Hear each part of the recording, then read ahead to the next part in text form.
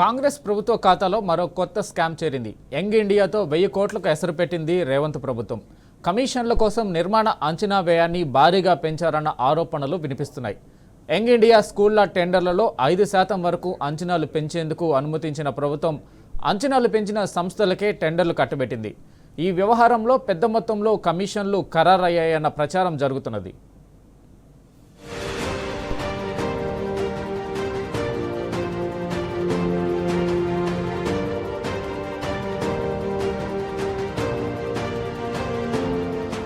రాష్ట్రంలో 79 young India పాఠశాలల నిర్మాణానికి Telangana education welfare infrastructure corporation టెండర్లు ఆహ్వానించింది.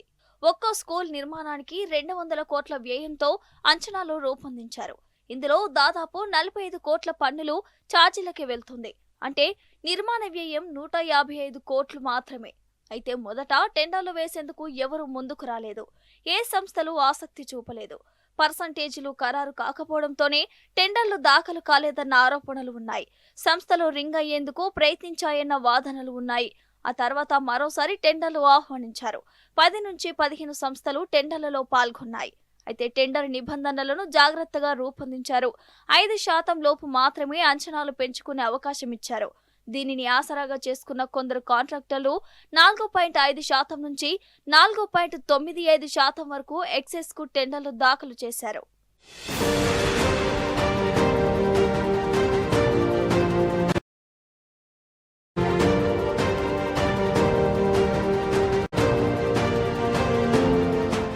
యంగ్ ఇండియా టెండర్ల పేరుతో దాదాపు 1000 కోట్లకు పైగా కొల్లగొట్టేందుకు సర్కార్ పెద్దలు ప్రణాళికలు సిద్ధం చేశారన్న ఆరోపణలు వస్తున్నాయి. మొదట్లో ప్రభుత్వం వీటి నిర్మాణ వ్యయం 80 కోట్లుగా ప్రకటించింది. ఆ తర్వాత 125 కోట్లుగా ఖరారు చేసింది. ఆ తర్వాత 200 కోట్లకు పెంచింది.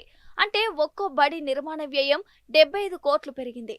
దీంతో మొత్తం స్కూళ్ల నిర్మాణ వ్యయం 5700 కోట్లకు పెరగగా తాజా అంచనాల పెంపుతో మరో 760 కోట్లు పెరగనుంది. ఈ లెక్కన పెరిగిన అంచనాల మొత్తమే 6460 కోట్లకు చేరింది.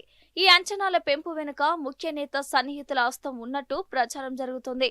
కమిషన్లు కూడా ఖరారయ్యాయన్న ఆరోపణలు వస్తున్నాయి. ఓ నేత ఇప్పటికే చక్రం తిప్పేశారట. దీంతోనే అడ్డగోలుగా అంచనాలు పెంచారని, తద్వారా దాదాపు 1000 కోట్లకు పైగా కొల్లగొట్టేందుకు రంగం సిద్ధమైందన్న ప్రచారం జరుగుతోంది. సాక్షాత్తు సీఎం రేవంత్ రెడ్డి దగ్గరున్న విద్యాశాఖను అధికార పార్టీ నేతలు అక్షయ పాత్రలా మలుచుకుంటున్నారన్న ఆరోపణలు వినిపిస్తున్నాయి.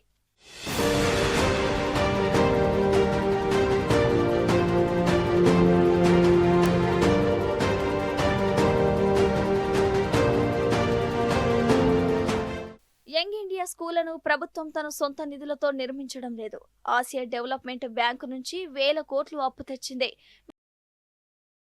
కోట్ల అప్పు కావాలని ప్రభుత్వం దరఖాస్తు చేయగా ఏడీబీ ప్రస్తుతానికి 4200 కోట్లు మంజూరు చేసింది. మిగతా మొత్తాన్ని కూడా అప్పుగా తెచ్చేందుకు ప్రభుత్వం ప్రయత్నిస్తోంది. ఇదంతా కమిషన్ల కోసమేనా? ఏదో ఒక కొత్త ప్రాజెక్టు చేపట్టాలి, అప్పులు తేవాలి, అనుయాయులకు కట్టబెట్టాలి, వాటాలు పంచుకోవాలి, జేబులు నింపుకోవాలి అన్నట్టు సర్కార్ పెద్దలు వ్యవహరిస్తున్నారని రాజకీయ విశ్లేషకులు చెబుతున్నారు.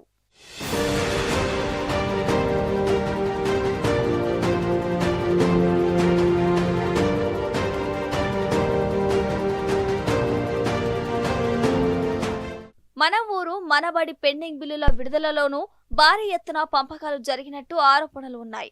ప్రత్యేకించి బడా కంపెనీల బిల్లుల చెల్లింపు విషయంలో సర్కార్ పెద్దలు పెద్ద ఎత్తున కమిషన్లు పుచ్చుకున్నట్టు ప్రచారం జరుగుతుంది.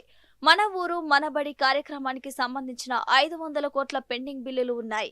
వీటిలో బడా సంస్థలకు చెందినవి 119 కోట్లున్నాయి. మిగతావన్నీ చిన్న చిన్న కాంట్రాక్టర్లవే. వీటిలో ఎక్కువ మొత్తం 5 లక్షల లోపు బిల్లులే ఉన్నాయి. చిన్న కాంట్రాక్టర్ల బిల్లులు చెల్లించని సర్కార్ బడా కాంట్రాక్టర్లకు చెందిన 119 కోట్లు చెల్లించింది. ఈ బిల్లుల కోసం కొందరు పెద్దలు 20% నుంచి 30% కమిషన్లు పుచ్చుకున్నారన్న ఆరోపణలు వినిపిస్తున్నాయి.